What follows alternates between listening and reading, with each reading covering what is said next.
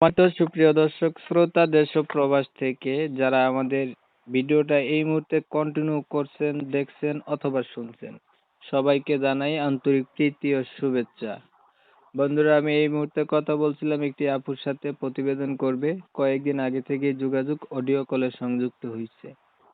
কেন আসলো প্রতিবেদনে বিস্তারিত ভিডিওতে থাকছে, ভিডিওটা অবশ্যই আপনারা কন্টিনিউ করবেন। আসসালামু আলাইকুম। ওয়ালাইকুম আসসালাম। কেমন আছেন? ভালো আছে। আপনি প্রতিবেদনে কেন আসলেন? আসলাম যাতে একটা ভালো সুন্দর মনের মানুষ পাই, সে যাতে আমার দায়িত্ব নিতে পারে, নিজের করে নিতে পারে, প্রতিবেদনের যাতে করোনা লাগে, এই কারণে। আপনি প্রতিবেদনে আসছেন, ভালো একটা দায়িত্ববান মানুষ চাইতেছেন, আপনাকে নিজের কইরা নেবে, আপনি যাতে আর কখনো প্রতিবেদন করতে না হয়। আপনাকে হচ্ছে তার মানে সে আপনাকে বিয়ে শাদী করবে এমন? হুম। আচ্ছা, আপনার পরিবারে বর্তমানে আছে কে কে?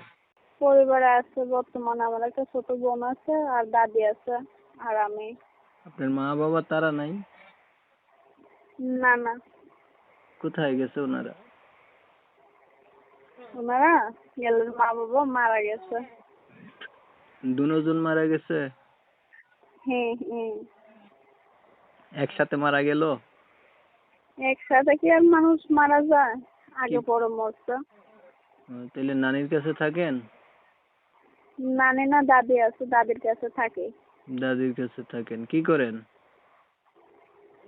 আগে মিশিং এ কাজ করতাম, এখন তো মিশিং নষ্ট, এখন বাসা বাড়িতে কাজ করে সংসার চলে। মানুষ হচ্ছে মেশিনে কাজ করলে, একটা মেশিন থাকলে পরে দুইটা মেশিন করে, তিনটা করে, চারটা করে, এইভাবে আস্তে আস্তে একটা মিনি গার্মেন্টসে পরিণত করে। আর আপনি হচ্ছে একটা মেশিন চালাইতেন, এখন মেশিন ছেড়ে মানুষের বাসায় গেছেন কাজ করতে। আগে নিজের কাজ করতেন, এখন পরের কাজ করেন।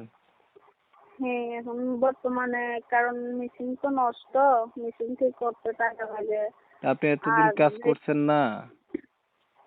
এতদিন কাজ করছি, দাদি অসুস্থ ছিল তো তাই দাদির ব্যবস্থা চালাইছি, কারণ সাথে মেশিন ঠিক করতে পারি নাই, এই মেশিন ঠিক কারণে এখন মেশিন বাসা ঠিক বাড়িতে কাজ করতে কত টাকা লাগে আপনার? লাগে 3,000 টাকা লাগে।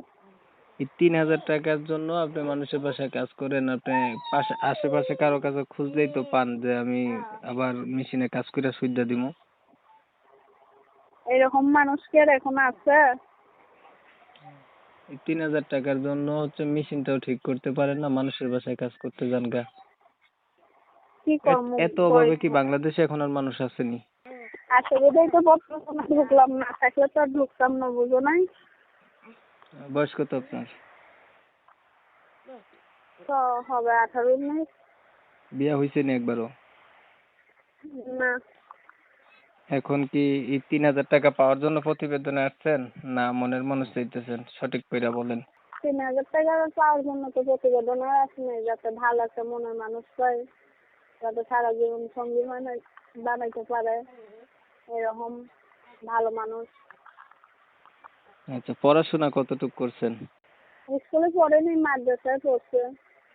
মাদ্রাসায় পড়ছেন? হুম। কোরআন শরীফ পড়তে পারেন তো অবশ্যই, মাদ্রাসায় পড়ছেন যেহেতু। না, কোরআন শরীফ পড়তে পারে, নাম পড়া পড়ে। তো মাদ্রাসায় আর কতটুকুই পড়ছেন? নামাজ পড়েন? নামাজ তো পড়ে সবসময়।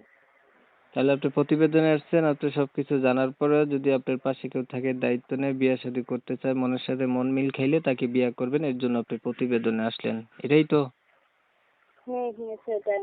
বুঝতে পারলাম। আর কিছু বলবেন? আর কি বলবো? ঠিক আছে, আপনি যাতে কেউ ভালো খারাপ থাকবেন। না। প্রিয় আচ্ছা, দর্শক ঠিক আছে। শ্রোতা, আপনারা হচ্ছে ওনার কথা শুনছেন, উনি কেন আসছে ভিডিওতে সেটাও জানছেন। আমি আন্তরিকভাবে দুঃখ প্রকাশ করছি, কারণ কমিউনিটি গাইডলাইনের কারণে ইউটিউবের রুলস নিয়ম কানুন মানতে গিয়ে ওনার নাম অথবা ঠিকানা আমি আপনাদের ভিডিওর মাঝে তুলে ধরতে পারি নাই। আপনারা হচ্ছে ওনার সাথে যোগাযোগ করে জেনে নেবেন।